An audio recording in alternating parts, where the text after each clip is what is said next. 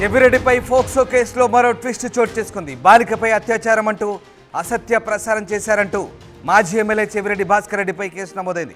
నారాయణ స్వామి, భూమన కరుణాకర్ రెడ్డి సమక్షంలో బాలిక తల్లిదండ్రులు మీడియా సమావేశం నిర్వహించారు. తాను ఎవరిపైనా పోలీసులకు ఫిర్యాదు చేయలేదంటుంది రమణ. తమ కుటుంబాన్ని పరామర్శించిన చెవిరెడ్డిపై తానెందుకు కేసు పెడతానంటున్నారు. ఇక బాలిక తండ్రి రమణ అసత్య ప్రచారం జరుగుతుందంటూ పోలీసులే సంతకం పెట్టించుకున్నారంటూ బాలిక తండ్రి రమణ చెప్తున్నారు. మొత్తం మీద చెవిరెడ్డి కేసులో కొత్త ట్విస్ట్ చోటు చేసుకుంది. తమ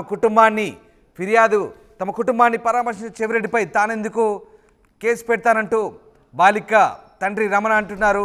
బాలిక తల్లిదండ్రులు ఈ నేపథ్యంలో మీడియా సమావేశం ఏర్పాటు చేశారు. తాను ఎవరిపైనా పోలీసులకు ఫిర్యాదు చేయలేదంటూ రమణ చెప్తున్నారు. ఇక తానెందుకు కేసు పెడతానంటూ బాలిక తండ్రి రమణ చెప్తున్నారు.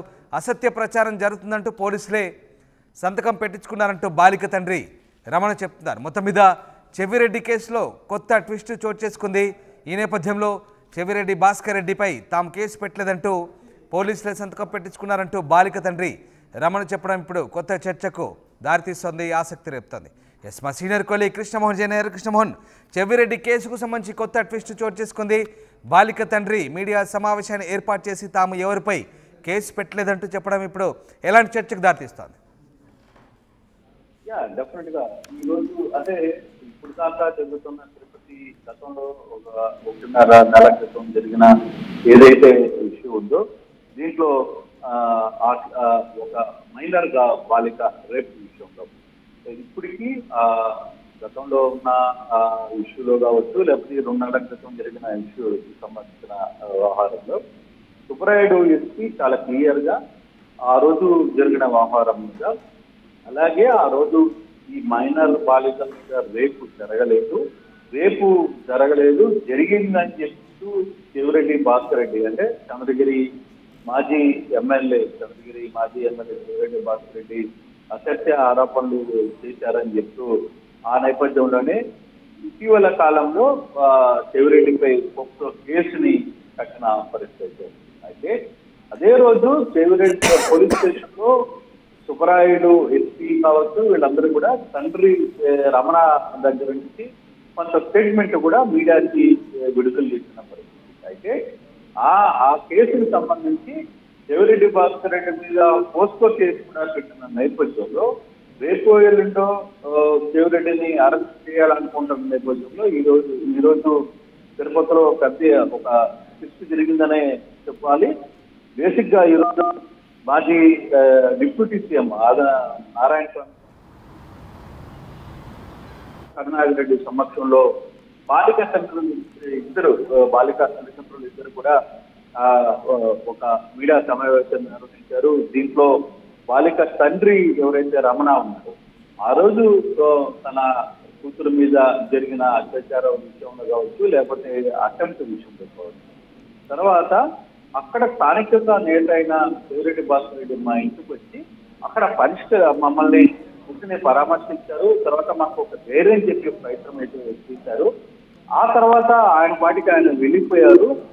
అటువంటి సందర్భంలో ఇప్పుడు ఆయన మీద మేము ఎందుకు కేసు కట్టే పరిస్థితి ఉంది? మేము ఇబ్బందుల్లో ఉన్నప్పుడు మమ్మల్ని వచ్చి కాపాడిన ఆదుకున్నా, లేకపోతే ధైర్యం చెప్పిన చెవిరెడ్డి భాస్కర్ రెడ్డి విషయంలో మేము ఎందుకు కేసు కట్టే ప్రయత్నం చేస్తామనేది ఇప్పుడు కరుణాకర్ రెడ్డి మాజీ సీఎం నారాయణ స్వామి ఇద్దరు సమక్షంలో ఆయన మాట్లాడిన పరిస్థితి. నేను కేసు పెట్టలేదు, నా దగ్గర పోలీసులు బలవంతంగా సంతకాలు చేశారు అని.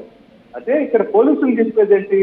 చెవిరెడ్డి భాస్కర్ రెడ్డి మీద చెవిరెడ్డి భాస్కర్ రెడ్డి అసలు జరగని అత్యాచారాన్ని జరిగినట్టుగా చూపించే ప్రయత్నం చేశారు.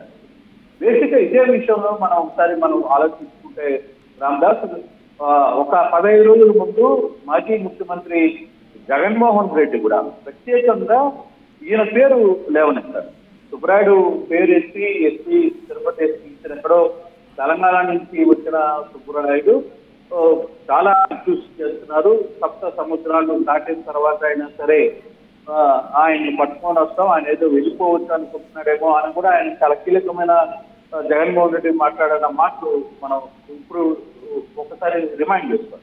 అంటే ఇటువంటి పరిస్థితుల్లో ఎందుకు ఈ కేసు జరిగింది, మరి పోలీసులు పోస్కో కేసు పెట్టిన తర్వాత అదే బాలిక తల్లిదండ్రులు ఈరోజు వైసీపీ నేతల దగ్గరికి వచ్చి ప్రెస్ మీట్ పెట్టి ప్రెస్ మీట్ లో అసలుకి మా ఇంటికి వచ్చిన శివరెడ్డి మాకు ధైర్యం చెప్పడానికి వచ్చిన శివరెడ్డి, మమ్మల్ని పరామర్శించడానికి వచ్చిన శివరెడ్డి, అతని మీద నేను ఎందుకు కేసు పెడతాను అని చెప్పి ఆయన ప్రచారం చేశారు.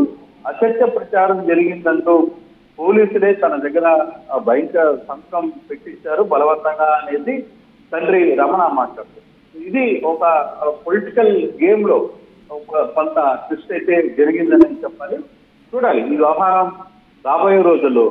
మరి స్థానిక ఎస్పీ సుబ్బరాయుడు గారు కావచ్చు, లేకపోతే స్థానిక నేతలు. కృష్ణమోహన్, ఇక్కడ బాలిక తండ్రి ఇట్లాంటి ట్విస్ట్ ఇవ్వడంతో ఇప్పుడు మరి చెవిరెడ్డికి ఈ వ్యవహారంలో ఏదైనా పరిణామాలు అనుకూలంగా మారబోతాయా?